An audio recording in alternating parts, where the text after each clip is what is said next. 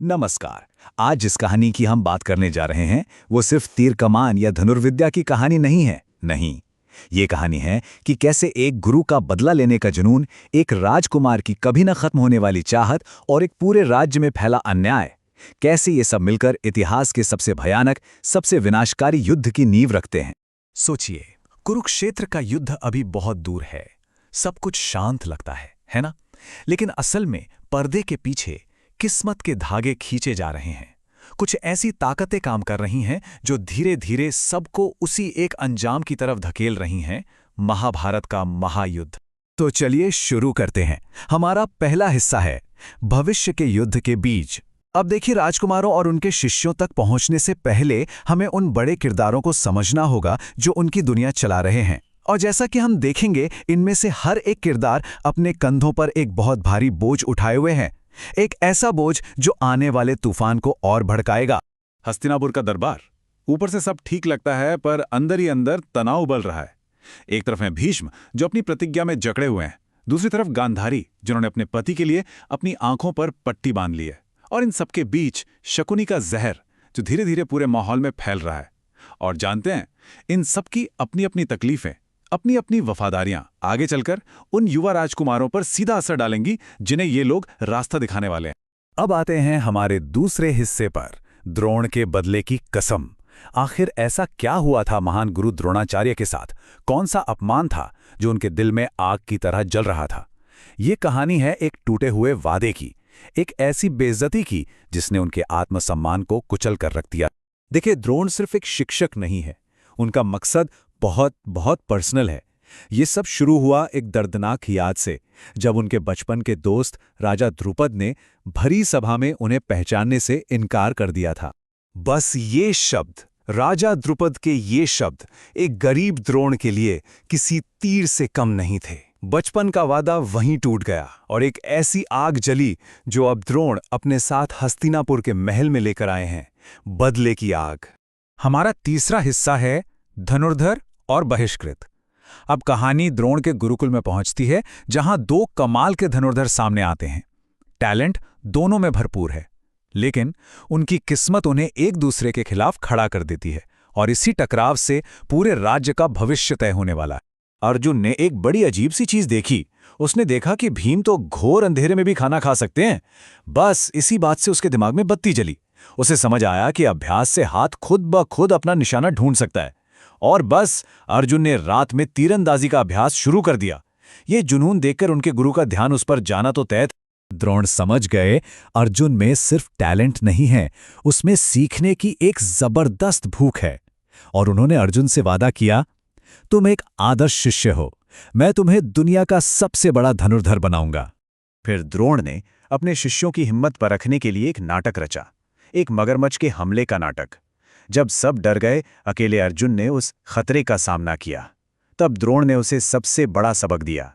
उन्होंने समझाया कि असली योद्धा वो है जो अपने दुश्मनों, नींद, थकान और सबसे बढ़कर अपने अहंकार पर जीत हासिल कर ले।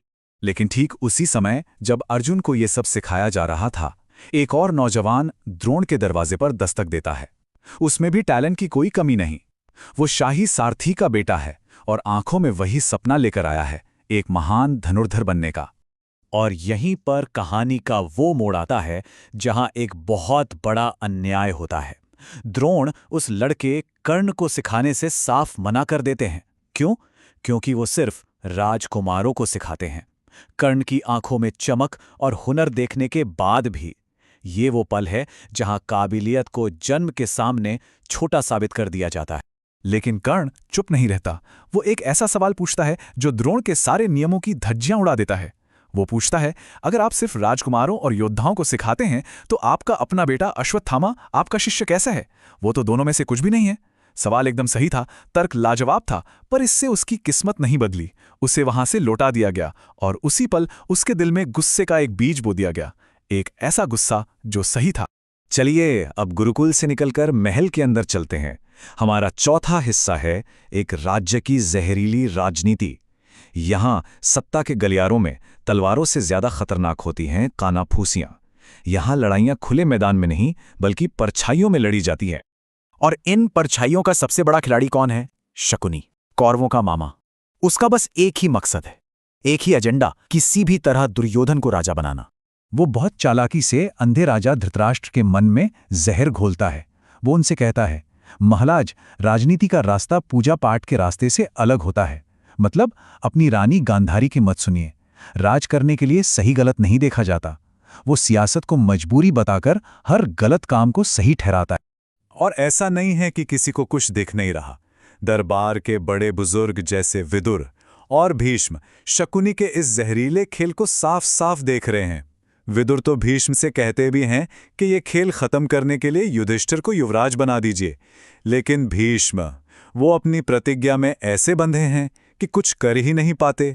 सब कुछ देखते हुए भी वो इस फैलते जहर को रोक नहीं पाते। और अब हम आते हैं अपने आखिरी हिस्से पर, युद्ध का वो रास्ता जिससे बचा नहीं जा सकता।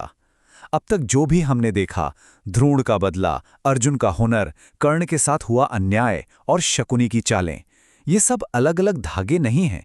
अब ये सारे धागे एक साथ आकर उलझने लगे हैं, एक ऐसी गांठ बना रहे हैं जिसे सिर्फ युद्ध ही खोल पाएगा। ये जो कहा गया है, बुनाई टूट गई है और धागा अब उलझना शुरू हो जाएगा, ये बिल्कुल सही बैठता है। राजकुमारों का वो साथ खेलने कूदने का बचपन अब खत्म हो चुका है। अब उनके रास्ते अलग हो गए हैं और ये सारे रास्ते जो बचपन की इन्हीं घटनाओं से बने हैं, एक ही मंजिल पर जाकर मिल रहे हैं, कुरुक्षेत्र। तो यहां हम क्या देखते हैं? एक गुरु का पर्सनल बदला, एक व्यवस्था का अन्याय जहां काबिलियत से ज्यादा जन्म को महत्व दिया जाता है, और इन सब को हवा दे रही है शकुनी की राजनीतिक महत्वाकांक्षा। जब ये तीनों चीजें मिलती हैं तो एक ऐसा तूफान खड़ा होता है जो सब कुछ तबाह कर देता है। हर धागा दूसरे धागे को अपनी तरफ खींच रहा है और पूरी कहानी टूटने के कगार पर। और अंत में ये एक सवाल हमारे सामने खड़ा होता है, जब किसी की काबिलियत को उसके जन्म की वजह से ठुकरा दिया जाता है तो क्या वहीं से बगावत के बीज नहीं पड़ते? ये सवाल इस पूरी कहानी के दिल में है। ये हमें याद दिलाता है कि कैसे शांति के दौर में किए गए छोटे छोटे अन्याय एक पूरी पीढ़ी को युद्ध की आग में झोंक सकते हैं।